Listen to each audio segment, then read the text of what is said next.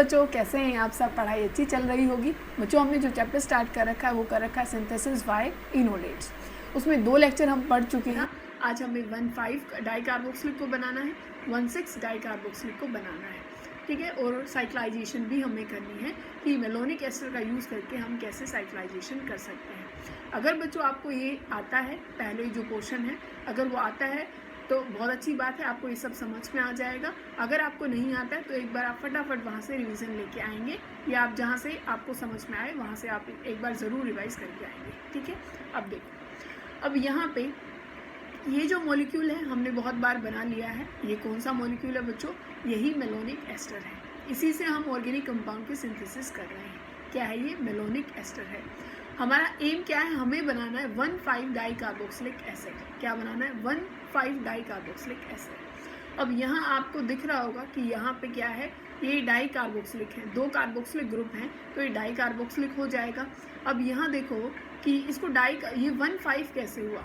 आप तब भी नेमिंग करते हैं तो सबसे पहले तो कार्बोक्सिलिक को ही क्या देते हैं, 1 नंबर आप उसको मिलेगा, वहीं से ही आप काउंटिंग शुरू करते हैं। तो यहाँ से 1, 2, 3, 4 और 5, इसी वजह से इसको क्या बोला गया है? 1,5 डाइकार्बोक्सिलिक एसिड। हमने एक बात याद की है बच्चों, हमने समझा भी है कि जो भी आप ऑर्गेनिक कंपाउंड की सिंथेसिस कर रहे हैं मेलोनिक एस्टर से, उसके 2 कार्बन मेलोनिक एस्टर के इस पार्ट से आते हैं, 2 ही कार्बन आते हैं। पर हमें देखो ये जो 3 कार्बन हैं, क्योंकि अगर मुझे 1,5 जो डाइकार्बोक्सिलिक बनाना है तो मुझे ये 3 कार्बन भी चाहिए।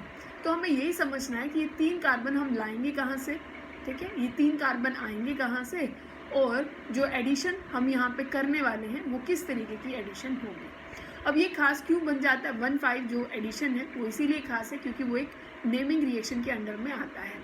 नाम कौन सी रिएक्शन बच्चों? माइकल एडिशन ये रिएक्शन है। इसका एक नाम और है 1,4 एडिशन भी इसको बोला जाता है, ठीक है। इसमें जोड़ने के लिए हम जो सबस्ट्रेट लेते हैं वो क्या होने चाहिए बच्चों? अल्फा बीटा अनसैचुरेटेड एस्टर होने चाहिए। अल्फा बीटा अनसैचुरेटेड एस्टर होने चाहिए। अगर आपको नीचे जो मॉलिक्यूल लिखा हुआ है ये क्या है? अल्फा बीटा अनसैचुरेटेड एस्टर का एग्जाम्पल है। इसका नाम क्या है? इथाइल एक्राइलेट ये है। क्या है बच्चों? इथाइल एक्राइलेट इसका नाम है। वैसे एग्जाम्पल किसके अंडर में? मैंने बोला अल्फा बीटा अनसैचुरेटेड ये एस्टर है। अब कैसे है? अल्फा बीटा क्यों है? क्योंकि जो भी कार्बोनिल के बाद वाला जो कार्बन होता है वो अल्फा होता है, उसके बाद जो कार्बन होता है वो बीटा होता है। तो अल्फा पोजीशन और बीटा पोजीशन, इनके बीच में क्या है? डबल बॉन्ड है, अनसैचुरेशन है। तो अल्फा बीटा अनसैचुरेटेड एस्टर। अब हमें समझना मेन ये है कि इसको 1,4 एडिशन क्यों बोला गया है। अब देखो, एक नॉर्मल बात समझना कि तब भी हम रिएक्शन करते हैं, हम कार्बोनिल को देखते ही हम क्या रिएक्शन स्टार्ट कर देते हैं बच्चों कि ये डबल बॉन्ड यहाँ जाएगा और यहाँ आ जाएगा पॉजिटिव, कोई भी न्यूक्लियोफाइल होगा तो वो यहाँ पे अटैक करेगा। पर 1,4 एडिशन में ऐसा नहीं होता। इसका नाम 1,4 कैसे रखेंगे बच्चों? ऑक्सीजन को दिया जाता है 1 नंबर, फिर कार्बन को दिया जाता है दूसरा, फिर ये जो नेक्स्ट कार्बन होगा वो तीसरा, और ये आ जाएगी 4th position. First position, second, third और 4th, ठीक है। मतलब कि अटैक यहाँ होने वाला है। अब वो अटैक कैसे होगा वही हमें समझना है कि यहाँ पे क्यों होगा, इस पॉजिटिव चार्ज पे क्यों नहीं हुआ, ठीक है। अब एक चीज़ होती है बच्चों सॉफ्ट और एक होता है हार्ड, ठीक है। इलेक्ट्रोफाइल और न्यूक्लियोफाइल दोनों वर्ड होते हैं, मतलब हार्ड न्यूक्लियोफाइल भी हो सकता है, सॉफ्ट न्यूक्लियोफाइल भी हो सकता है, हार्ड इलेक्ट्रोफाइल न्यूक्लियोफाइल दोनों चीज़ें होती हैं। अब क्या होती है वही आपको बता रहे हैं। न्यूक्लियोफाइल आपको पता है भाई जिसपे क्या हो, नेगेटिव चार्ज हो। अगर वो हार्ड होती है, हार्ड का मतलब क्या होगा? जो ज़्यादा इलेक्ट्रोनेगेटिव हो, ठीक है, उसका साइज़ कम हो। तो ऐसी जो न्यूक्लियोफाइल होती हैं वो किस नेचर की होती है बच्चों? वो हार्ड नेचर की होती हैं। जो सॉफ्ट नेचर होगा मतलब लेस इलेक्ट्रोनेगेटिविटी होगी, साइज़ बहुत ज़्यादा होगा। जैसे कि अगर F नेगेटिव है और I नेगेटिव है तो ये तो क्या हो जाएगा? हार्ड हो जाएगा, और I नेगेटिव क्या हो जाएगा? सॉफ्ट हो जाएगा। ये क्या है? ये इलेक्ट्रोफाइल बनने वाला है। ये क्या बनने वाला है? इलेक्ट्रोफाइल, क्योंकि इसको तो इलेक्ट्रॉन चाहिए हैं। क्योंकि जैसे ही आप मेलोनिक एस्टर में बेस डालते हैं, क्या डालते हैं बच्चों? बेस डालते हैं, तो यहाँ से एक H यहाँ से चला जाता है, बेस H पॉजिटिव को लेके जाएगा और इस CH पे यहाँ इस कार्बन पे आ जाएगा नेगेटिव, मतलब कि ये न्यूक्लियोफाइल है। एक बात आप ध्यान से सुनना, जहाँ पे भी अल्फा बीटा अनसैचुरेशन होती है, जहाँ पे भी अल्फा बीटा अनसैचुरेशन होती है वो सॉफ्ट इलेक्ट्रोफाइल के जैसे बिहेव करते हैं। किसके जैसे बिहेव करते हैं, सॉफ्ट इलेक्ट्रोफाइल्स के जैसे बिहेव करते हैं। और जो भी सॉफ्ट नेचर का होगा वो हमेशा 1,4 एडिशन शो करता है। कौन सी? 1,4 एडिशन। ऐसे ही ये जो न्यूक्लियोफाइल है ये किस नेचर का है बच्चों? सॉफ्ट नेचर का है। तो ये कौन सी एडिशन शो करने वाला है? 1,4 एडिशन शो करने वाला है। तो ये यहाँ ना रिएक्ट करके, ये नेगेटिव चार्ज यहाँ ना रिएक्ट करके ये कहाँ रिएक्ट करता है बच्चों? इस वाले कार्बन पे रिएक्ट करता है। ठीक है, बहुत ध्यान से समझना। यहाँ क्या आ गया बच्चों? Negative charge. अब हम यहाँ डबल बॉन्ड देखते हैं कि इसके इलेक्ट्रॉन किसकी तरफ जाएंगे। मान लीजिए ये इलेक्ट्रॉन यहाँ ट्रांसफ़र होता है तो यहाँ आ जाएगा नेगेटिव और यहाँ आ जाएगा पॉजिटिव। ठीक है, अब आप ये भी सोच सकते थे कि ये जो इलेक्ट्रॉन है वो इसकी तरफ क्यों नहीं दिए गए, मतलब कि यहाँ नेगेटिव चार्ज क्यों नहीं आया और यहाँ पॉजिटिव चार्ज क्यों नहीं आया। तो जो बिल्कुल सही बात है, पर अगर आप यहाँ पॉजिटिव चार्ज रखते हैं तो आपको ये पता है कि ये एक विड्रॉइंग ग्रुप का नेचर है। और विड्रॉइंग ग्रुप का मतलब क्या होता है कि भाई वो इलेक्ट्रॉन छीन लेगा। पहली बात तो इस कार्बन के पास इलेक्ट्रॉन रहेंगे नहीं, पॉजिटिव चार्ज आएगा, ऊपर से आप विड्रॉइंग ग्रुप के पास रख दें तो ये तो और भी ख़राब कंडीशन हो जाएगी ना बच्चों, अनस्टेबल हो जाएगा। इसी वजह से हमने इस पॉजिटिव चार्ज को इस विड्रॉइंग ग्रुप से दूर रखा है। ठीक है, दूर रखना ही बेहतर होगा। तो यहाँ पे क्या आ जाएगा? Positive charge. मतलब अभी जो न्यूक्लियोफाइल है वो कहाँ अटैक करने वाली है? यहाँ अटैक करने वाली है। तो ये जो डबल बॉन्ड है, क्योंकि जैसे ही कार्बोनिल तो यहाँ क्या करेगा? इलेक्ट्रॉन ट्रांसफ़र करेगा, यहाँ आ जाएगा नेगेटिव। इस डबल बॉन्ड का जो ट्रांसफ़र है वो इस कार्बन पे कर दिया जाएगा। ठीक है, यहाँ कर दिया जाएगा इस बॉन्ड में। ठीक है, अब हम देखते हैं कि यहाँ ऑल ओवर क्या मॉलिक्यूल बन गया हमारे पास। अभी बनाओ, देखो क्या बन गया है। पहले इस मॉलिक्यूल को बनाते हैं। ये वाला मॉलिक्यूल ये कहाँ पे अटैक किया है? इस वाले कार्बन पे अटैक इसने किया है। ठीक है, तो यहाँ एक बार जोड़ दो। कार्बोनिल कैसे रहा है? ये वाले कार्बन की बात कर रहे हैं इधर कि कार्बोनिल ने भाई ये अपने इलेक्ट्रॉन ट्रांसफ़र कर लिए, यहाँ आ गया नेगेटिव, ये सिंगल बॉन्ड में कन्वर्ट हो गया और यहाँ जुड़ा है ये OC2H5। ठीक है, एस्टर। और इधर कौन है बच्चों? यहाँ आ गया डबल बॉन्ड क्योंकि ट्रांसफ़र कर दिया गया था। ये है CH और यहाँ है सिंगल बॉन्ड और ये है CH2 पॉजिटिव। ठीक है, यहाँ अटैक किसका हुआ? इस मेलोनिक एस्टर के कार्बन का। तो ये इसको हटा दीजिए यहाँ से, और नेगेटिव चार्ज ने अटैक किया है तो यहाँ जाएगा ये CH और यहाँ है ये एस्टर पार्ट, TT लिख देते हैं, और यहाँ भी क्या है? ये एस्टर पार्ट। अब बच्चों हमें क्या करना है? यहाँ पे H पॉजिटिव का एडिशन करेंगे क्योंकि यहाँ पे डबल बॉन्ड है। ठीक है, H पॉजिटिव का एडिशन करेंगे तो यहाँ ये जो है वो किस में कन्वर्ट हो जाएगा? क्योंकि ये जो नेगेटिव चार्ज होगा वो यहाँ पे वापस से ट्रांसफ़र किया जाएगा और ये जो डबल बॉन्ड के इलेक्ट्रॉन है ये मिल जाएंगे इस कार्बन को। इस कार्बन पे आएगा नेगेटिव, इसी वजह से हमने H पॉजिटिव को यहाँ पे जोड़ा क्योंकि यहाँ नेगेटिव चार्ज है। यहाँ इस कार्बन को H मिल जाएगा और ये कन्वर्ट हो जाएगा CH2 में। मतलब कि यहाँ भी सिंगल बॉन्ड हो गया, ये कार्बोनिल वापस से किस में कन्वर्ट हो गया? डबल बॉन्ड में। इतनी बात समझ में आई? अब देखो, अब ऑल ओवर मॉलिक्यूल हमारे पास कैसा बन गया है उसको समझो। सिंगल बॉन्ड जो है वो सारे क्रिएट हो गए हैं, कार्बोनिल का डबल बॉन्ड हो गया है और यहाँ इसको H मिल गया है। अब क्या करना है हमें? अब हमें करना है इसकी हाइड्रोलिसिस। क्या करनी है बच्चों? हाइड्रोलिसिस करनी है। जैसे ही आप हाइड्रोलिसिस करेंगे, क्या करेंगे? हाइड्रोलिसिस करेंगे तो ये किस में कन्वर्ट हो जाने वाला है? भाई इसको मिलेगा H पॉजिटिव, और क्योंकि ये नेगेटिव होगा ना, और इसको मिलेगा OH, अल्कोहल के रूप में बाहर निकल जाएगा। इसकी भी हाइड्रोलिसिस करोगे, ये किस में निकल जाएगा? अल्कोहल में। इसकी ये भी अल्कोहल में, और इनके पास आ जाएगा H, मतलब कि सारे किस में कन्वर्ट हो जाएंगे? कार्बोक्सिलेट में। ऑल ओवर देखो ये मॉलिक्यूल कैसा है, ध्यान से देखना। भाई मैंने ये जो कार्बन है, ठीक है, इसको सेंटर में ले रहे हैं, इस वाले को।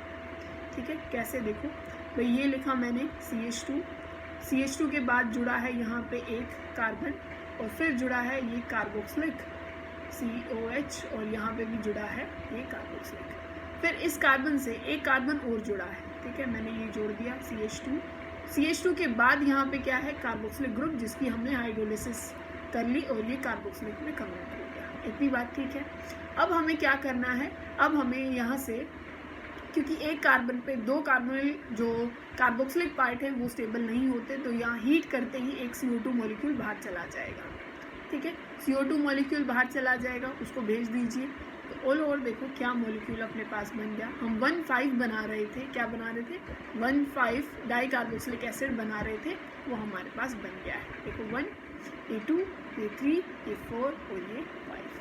ठीक है। अब नेक्स्ट है बच्चों, हमें बनाना है 1,6 डाई कार्बोक्सिलिक एसिड। क्या बनाना है? 1,6। अभी हमने बनाया 1,5। देखिए क्या ये 1,6 है? बिल्कुल है। ये है फर्स्ट पोजीशन, ये सेकंड, ये थर्ड, ये फोर्थ और ये फिफ्थ और ये सिक्स्थ, मतलब 1,6 है। नाम इसका क्या है बच्चों? Adipic acid. क्या है? एडिपिक एसिड ये है, ये आपको बनाना है। 1,6 का ये एग्जाम्पल रहेगा। अब देखो ध्यान से देखो, आपको ये पता है कि भाई ये जो दो कार्बन हैं ये तो आएंगे मेलोनिक एस्टर से, ये जो दो कार्बन हैं ये भी आ सकते हैं मेलोनिक एस्टर से। ऑल ओवर हमें इन दो कार्बन की ज़रूरत है। ठीक है, ये दो कार्बन कैसे लाए जाएं? क्या हम हैलाइड ले सकते हैं बच्चों? हम हैलाइड ले लेंगे, डाइब्रोमाइड आप ले लेंगे। किस नेचर का? भाई यहाँ पे इथाइलिन आपको डाइब्रोमाइड लेना है। भाई यहाँ CH2, यहाँ Br, और ये भी क्या है? CH2, और यहाँ क्या है? Br। ठीक है, अब हम दो ही क्या मेलोनिक एस्टर के मोल ले लें। किसके? मेलोनिक एस्टर के 2 मोल ले लेते हैं। क्या करना है आपको? यहाँ पे है CH2 और ये आपके पास, इसको ऐसे लिख देते हैं बच्चों आपकी बार, ये ET और इसका ट्वाइस लिख देते हैं। यही तो होता है ना, क्योंकि 2 बार जुड़ा होता है, जो एस्टर ग्रुप होता है वो 2 बार जुड़ा होता है ना, तो मैंने सीधा ट्वाइस लिख दिया। यहाँ पे भी यही करते हैं भाई, CH2 और ये COOET और इसका क्या लिख दिया गया है? ट्वाइस। ठीक है, अब यहाँ से क्या होता है, जैसे ही आप मेलोनिक एस्टर में बेस डालते हैं, मेलोनिक एस्टर में क्या डाला जाता है बच्चों? तब बेस डाला जाता है। तो जैसे ही आप इसमें सोडियम इथोक्साइड डालते हैं, ठीक है, आपके पास ये दोनों हैं, इसमें आपने जैसे ही सोडियम इथोक्साइड डाला, सोडियम इथोक्साइड C2H5 और यहाँ पे ON में, ये यहाँ से एक H पॉजिटिव बाहर निकाल देंगे। यहाँ से निकाला, नेगेटिव आ गया। यहाँ से भी क्या है? एक H बाहर निकाला, यहाँ नेगेटिव आ गया। अब देखो बच्चों, ये Br क्या होता है? नेगेटिव होता है, ये यहाँ से जाएगा। ठीक है, ये आप सीधा ये समझ लें भाई, HBr बाहर जाएगा, यहाँ से भी HBr बाहर जाएगा। ये है पॉजिटिव, ये भी है पॉजिटिव। ठीक है, एक बार रिमूव कर देते हैं इसको यहाँ से। HBr आप बाहर निकाल सकते हैं। अब आप देखो, ये CH2 क्या है? पॉजिटिव है। ये भी CH2 पॉजिटिव है, और यहाँ पे ये जो CH है वो किस फॉर्म में बच्चों? नेगेटिव फॉर्म में।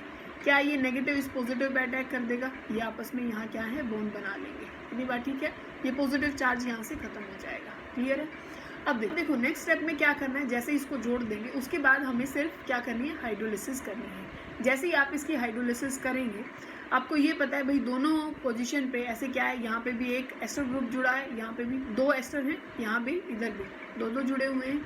इनकी जैसे ही आप हाइड्रोलिसिस करें, इस मॉलिक्यूल को बनाते हैं। अभी ये कैसा दिखाई पड़ रहा है बच्चों? ये कुछ ऐसा है भाई, यहाँ पे ये CH2 है, इतना आपको समझ में आ गया होगा। यहाँ भी CH है, और यहाँ क्या है? ये एस्टर ग्रुप है, इस पर भी एक एस्टर ग्रुप जुड़ा हुआ है, और यहाँ पे भी सेम कंडीशन है बच्चों, ET है, लगा लेना ये आप। और यहाँ पे भी क्या है? COO, ये ET, यहाँ पे भी ET। हमने क्या किया है? हमने इसकी हाइड्रोलिसिस की है, इसकी यहाँ से भी ET हट जाएगा, सारी जगह क्या बन जाएगा? कार्बोक्सिलिक बन जाएगा। इतनी बात समझ में आ गई। और फिर हमें क्या करना है? जैसे ही हम हीट करते हैं, एक कार्बन पे 2 कार्बोक्सिलिक पार्ट क्या है? स्टेबल नहीं होते। यहाँ से भी ये हट जाएगा, एक मॉलिक्यूल यहाँ से हट जाएगा। तो बोलो क्या हमने बना लिया? क्या? 1,6 डाई कार्बोक्सिलिक एसिड। 1 2 3 4 5 और 6। ठीक है, ऐसे आपको बना। अब बच्चों हमें बनाना है साइक्लो कंपाउंड्स, हमें बनाने हैं मेलोनिक एस्टर का यूज़ करके साइक्लो कंपाउंड्स बनाने हैं। अब देखो, सबसे पहले तो आपको जो मेलोनिक एस्टर से जो रिएक्ट कराना है, आपको वो ढूंढना पड़ेगा कि वो क्या चीज़ रहेगी। अब देखो, क्या हम ऐसे ले सकते हैं? हमें लेना पड़ेगा बच्चों यहाँ पे अल्फ़ा, और जो गामा होता है, अल्फ़ा गामा डाई हैलाइड हमें लेने हैं। क्या लेने? Alpha gamma dihalide. अब वो कैसे होते हैं? अल्फ़ा गामा डाई हैलाइड कैसे होते हैं? तो यहाँ पे आप लगाएंगे ये Br, और यहाँ पे बच्चों आप CH2, वो आपके ऊपर डिपेंड है कि आप रिंग कैसे लेंगे। ठीक है, और यहाँ पे ये CH2 आ जाएगा, और यहाँ पे आप लगा देंगे Br। ये अल्फ़ा गामा हुआ कि नहीं हुआ देख लेते हैं। भाई Br के बाद जो कार्बन है उसी को अल्फ़ा बोलेंगे, ये बीटा हो जाएगा, और ये गामा हो जाएगा।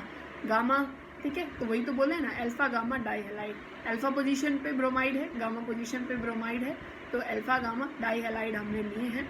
और प्लस में हम क्या ले रहे हैं बच्चों? मेलोनिक एस्टर तो लेना ही पड़ेगा। तो यहाँ पे ये CH2, और यहाँ पे COET, और सेम यहाँ पे भी CO, ये ET। ठीक है ना। अब हमें सबसे पहला स्टेप अपना क्या रहता है? आप सिंपल समझ सकते हैं कि भाई यहाँ पे जो H है उसको बेस लेके जाएगा, यहाँ नेगेटिव आएगा, Br यहाँ से नेगेटिव फॉर्म में जाएगा, और ये किस फॉर्म में है? पॉजिटिव फॉर्म में। तो नेगेटिव इस पॉजिटिव पे अटैक कर देगा। तो ऑल ओवर जो ये बॉन्ड है वो कौन सा बॉन्ड बन गया बच्चों? इसके बीच में, इस कार्बन के बीच में और जो मेलोनिक एस्टर का कार्बन है उसके बीच में बॉन्ड बन गया है। ठीक है, अब ये कुछ ऐसा दिखाई पड़ रहा है कि भाई यहाँ पे ये CH2 और इसके साथ ये आ गया ये कार्बन और इसके साथ ये एस्टर ग्रुप जुड़े हुए हैं। ठीक है, ये आप जोड़ देंगे। फिर क्या है, ये CH2 यहाँ पे है, ये CH2 है और यहाँ पे एक Br है। अब आपको एक बेस का मॉलिक्यूल और डालना है। इसमें क्या डाल देना है, सोडियम इथोक्साइड डाल देना। जैसे ही सोडियम इथोक्साइड आएगा यहाँ से ये हाइड्रोजन गायब हो जाएगा और यहाँ आ जाएगा नेगेटिव, क्योंकि बेस हमेशा H पॉजिटिव को लेके जाता है। और फिर क्या होगा, ये Br नेगेटिव फॉर्म में यहाँ से बाहर चला जाएगा, इस कार्बन पे आ जाएगा पॉजिटिव चार्ज। ये नेगेटिव बच्चों इस पॉजिटिव पे अटैक कर देगा। अब देखो क्या साइकिल बनी या नहीं बनी, आपको दिखाई दे रहा है या नहीं दे रहा, बिल्कुल दे रहा होगा। इसने ये क्या बना लिया, इसके साथ बॉन्ड बना लिया है। अब ये बना देते हैं कि यहाँ क्या हुआ है एक्चुअल में।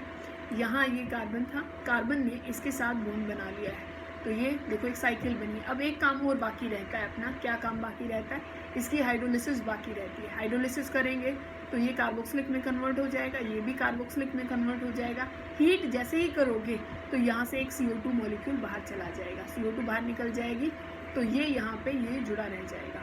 अब मान लीजिए आप चाहते हैं कि मुझे तो भाई साइक्लोब्यूटेन चाहिए, मुझे इस कार्बोक्सिलिक को भी हटाना है, तो आप डीकार्बोक्सिलेशन कर सकते हैं। कैसे कर सकते हैं, क्या करते हैं आप, किसकी प्रेजेंस में, NaOH और कैल्शियम ऑक्साइड की प्रेजेंस में डीकार्बोक्सिलेशन और हीट कर देंगे, ये CO2 मॉलिक्यूल भी बाहर चला जाएगा।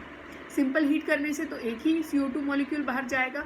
अगर आप NaOH और CaO कैल्शियम ऑक्साइड और हीट कर देंगे तो जो दूसरा एक और जो कार्बोक्सिलिक था वो भी CO2 फॉर्म में बाहर चला जाएगा। सिर्फ आपके पास क्या रह जाएगा, ये साइक्लोब्यूटेन रह जाएगा। ठीक है।